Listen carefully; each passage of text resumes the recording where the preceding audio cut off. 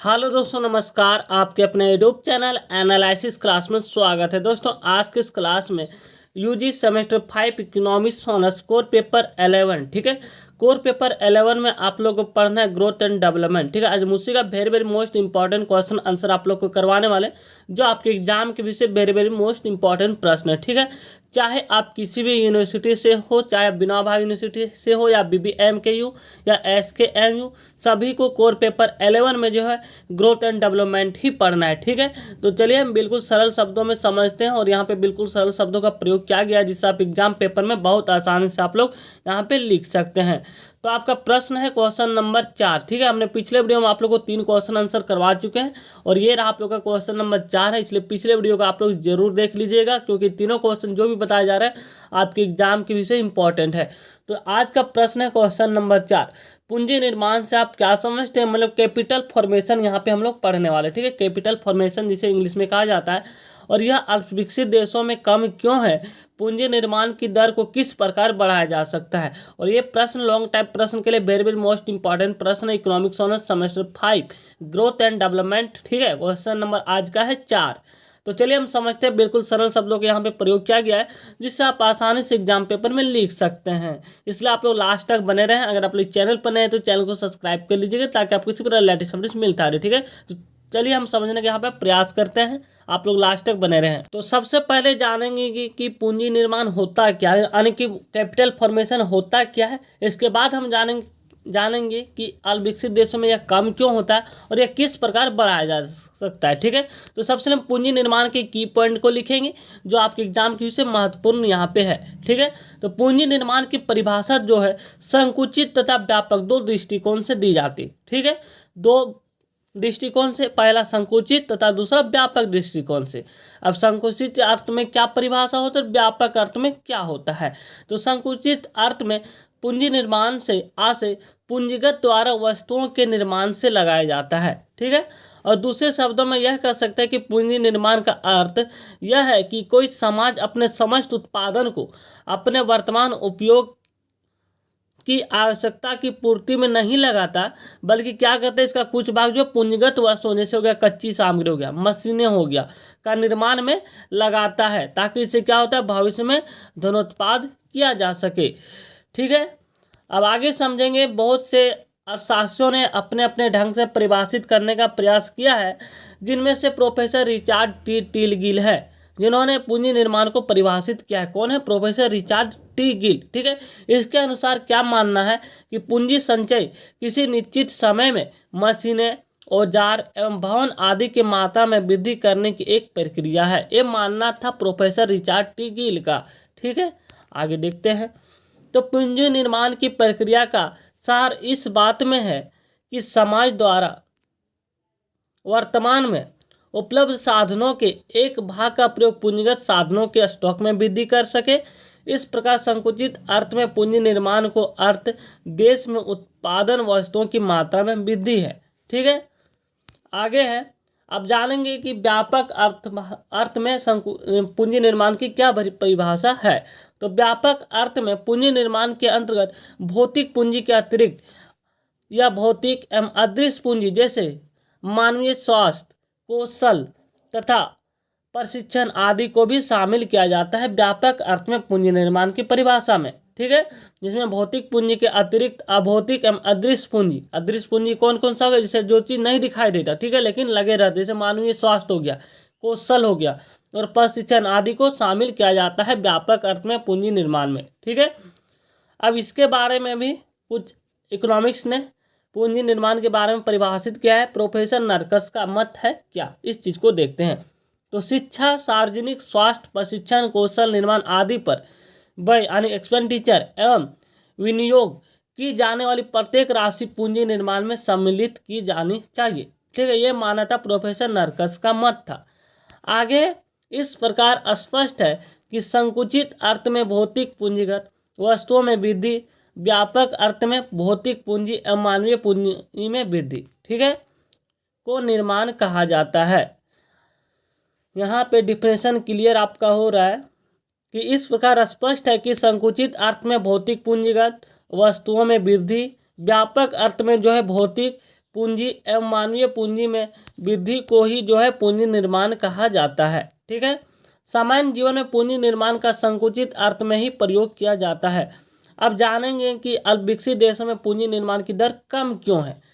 हम यहाँ पे पॉइंट वाइज पॉइंट देखने वाले हैं। ठीक है, जिनमें से पहला पॉइंट है अल्प विकसित देशों के आर्थिक पिछड़ेपन का प्रमुख कारण पूंजी और पूंजी निर्माण की दर नीचे होने के कई कारण है जो निम्न प्रकार है। अब पहला पॉइंट यहाँ पर आय वितरण की असमानताएं, यानी कि सभी की आय अलग अलग है। ठीक है, पूंजी निर्माण की धीमी दर का मुख्य कारण क्या है, तो इन देशों में आय का असमानताएं का अर्थ नहीं है कि बचतें अधिक होती। वास्तव में बचत का आय स्तूप के शिखर में 3% या 5% लोगों द्वारा दी जाती है। साथ ही इन बचतों का उपयोग जो है अनुत्पादन कार्यों जैसे स्वर्ण आभूषण शान शौकत आदि में अधिक किया जाता है। ठीक है, दूसरा प्रमुख कारण है यहाँ पे पूंजी निर्माण का कम दर। दूसरा जो अल्प विकसित देशों में पूंजी निर्माण कम क्यों, कि दूसरा कारण आर्थिक तकनीकी का पिछड़ापन। ठीक है, इसको भी देख लेते हैं। तो आर्थिक पिछड़ेपन के रूप में निम्न उत्पादन साधन, अगतिशीलता, व्यवसाय में सीमित विशिष्टीकरण, संयुक्त परिवार प्रणाली और परंपरागत दृष्टिकोण एवं वृत्तियां आदि तत्व बचत एवं निवेश को अवरुद्ध करते हैं, जिसके परिणाम स्वरूप क्या होता है कि पूंजी निर्माण का कार्य होता है अवरुद्ध हो जाता है। इसका प्रमुख कारण क्या था, तो यहाँ पे जो सीमित विशिष्टीकरण, साधन की गतिशीलता, संयुक्त परिवार प्रणाली, परंपरागत दृष्टिकोण, ये सभी जो आर्थिक तकनीकी पिछड़ेपन का कारण है पूंजी निर्माण में। ठीक है, तीसरा कारण घाटे का वित्त प्रबंध। यद्यपि घाटे का वित्त प्रबंध पूंजी निर्माण का एक स्रोत है, बशर्ते उसका प्रयोग जो है सुरक्षित सीमा के अंदर किया जाता है, किंतु अल्प विकसित देशों में इसका प्रयोग जो है प्राय बड़ी मात्रा में किया जाता है, जिससे क्या होता है, स्फीति उत्पन्न होती है और कीमतें बढ़ती है, बचत कम होती है और फलस्वरूप पूंजी निर्माण का कार्य जो होता है अवरुद्ध हो जाता है। तो ये रहा आप लोग का तीसरा पॉइंट, जो पूंजी निर्माण के कार्य में बाधक है, घाटे का वित्त प्रबंध। ठीक है, चौथा, अब आगे हम देखेंगे पूंजी निर्माण को हम कैसे बढ़ा सकते हैं, इस चीज़ को देखेंगे। हमने यहाँ पे 3 पॉइंट को जाने, पूंजी निर्माण की दर जो अल्प विकसित देशों में कम क्यों है, तो हमने 3 पॉइंट जाने। अब यहाँ हम जानेंगे पूंजी निर्माण की दर को हम कैसे बढ़ा सकते हैं या पूंजी निर्माण में वृद्धि के उपाय। ठीक है, तो यहाँ पे पूंजी निर्माण में वृद्धि के आय को 2 भागों में विभाजित किया जा सकता है। पहला आंतरिक साधन और दूसरा है बाह्य साधन। अब जानेंगे कि आंतरिक साधन क्या होता है। तो आंतरिक साधन के अंतर्गत का पहला है बचत द्वारा पूंजी निर्माण, जिससे कि पूंजी निर्माण को बढ़ाया जा सकता है। तो चलिए इसको थोड़ा एक्सप्लेन करते हैं। तो बचत राष्ट्रीय आय का वह भाग है जो जनता द्वारा वर्तमान उपभोग व उत्पादन वृद्धि के लिए स्थगित कर दिया जाता है। बचत पूंजी निर्माण के सबसे अधिक महत्वपूर्ण साधन माना जाता है। तो बचत द्वारा पूंजी निर्माण, ये पहला पॉइंट है। दूसरा पॉइंट है ऐच्छिक बचतें। तो पूंजी निर्माण के लिए आवश्यक है कि ऐच्छिक बचतों में अधिक से अधिक जो वृद्धि की जाए। ठीक है, परंतु बचतों का ऐच्छिक रूप से गतिशील करने के लिए देश में पर्याप्त मात्रा में वित्त शाखा संसाधनों जैसे हो गया बचत बैंक, बीमा कंपनियां, सहकारी समितियां और डाक इत्यादि का होना स्वाभाविक है, तभी पूंजी निर्माण का बढ़ाया जा सकता है ऐच्छिक बचतें के अंतर्गत। ठीक है, तीसरा पॉइंट है अनिवार्य बचतें। इसके अंदर क्या है, जब कभी ऐच्छिक बचतों के रूप में पूंजी कम मात्रा में प्राप्त होती है, तब सरकार करारोपण की नीति द्वारा अथवा विशेष बचत योजना चालू करके जो जनता को अनिवार्य रूप से बचतों के लिए बाध्य कर सकती है। तो ये है अनिवार्य बचतें, जिससे कि पूंजी निर्माण की दर को बढ़ाया जा सकता है। तो अनिवार्य बचतें योजना एक कठोर नीति है जो विशेषकर प्रजातांत्रिक देश के लिए उपयुक्त समझी जाती है। ठीक है, तो ये रहा आप लोग का आंतरिक कारण के अंतर्गत 3 पॉइंट। अब जानेंगे कि बाह्य साधन। तो पूंजी निर्माण के लिए बाह्य साधनों का प्रयोग तब तक किया जाना चाहिए जबकि आंतरिक साधन पर्याप्त मात्रा में उपलब्ध ना हो। अल्प विकसित देशों में चूंकि आंतरिक साधनों का प्राय अभाव होता है, इसलिए आज के इस युग में इन देशों के लिए बाह्य साधनों का जो है अपना एक विशेष महत्व है। बाह्य साधनों में प्रत्यक्ष पूंजी विनियोग, विदेशी सहायता व अनुदान तथा विदेशी ऋण प्रभुत्व है।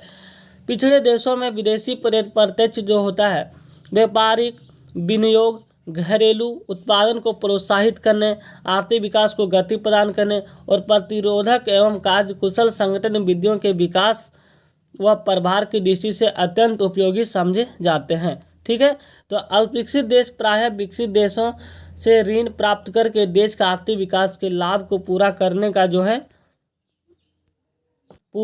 का प्रयत्न करते हैं। यह काफ़ी कारगर एवं लोकप्रिय स्रोत है। तो इस प्रकार आप लोग का पूरा क्वेश्चन आंसर कंप्लीट होता है। आपका प्रश्न था पूंजी निर्माण से आप क्या समझते हैं और अल्प विकसित देशों में यह कम क्यों है, और अगला इसी में इंक्लूडेड प्रश्न था इसको कैसे बढ़ाया जा सकता है।